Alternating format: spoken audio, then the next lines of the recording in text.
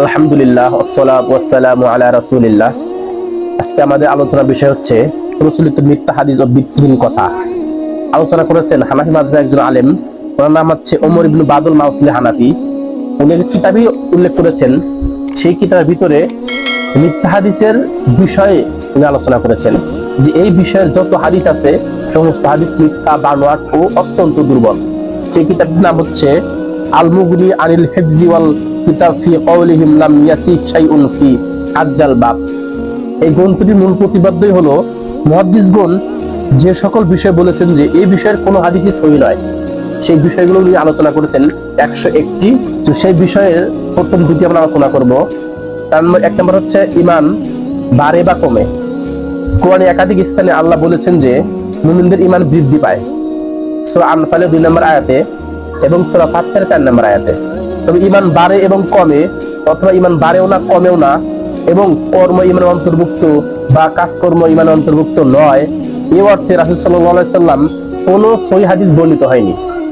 এই বিষয়ে বর্ণিত সকল হাদিস বানোয়াট ও অত্যন্ত দুর্বল।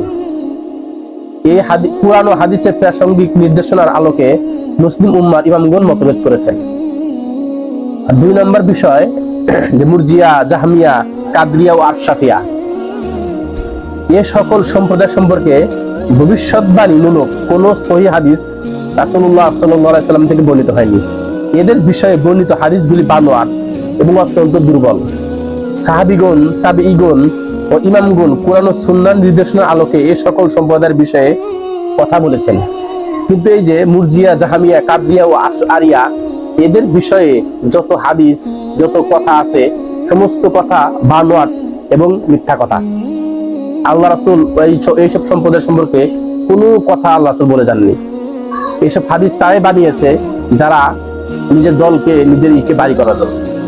তবে তাদের মূলনীতি, যারা এই যে মুরজিয়া, জাহমিয়া, কাদরিয়া ও আশআরিয়া, এদের মূলনীতি কুরআন এবং সুন্নাহর আলোকে আলেমগণ আলোচনা করেছেন।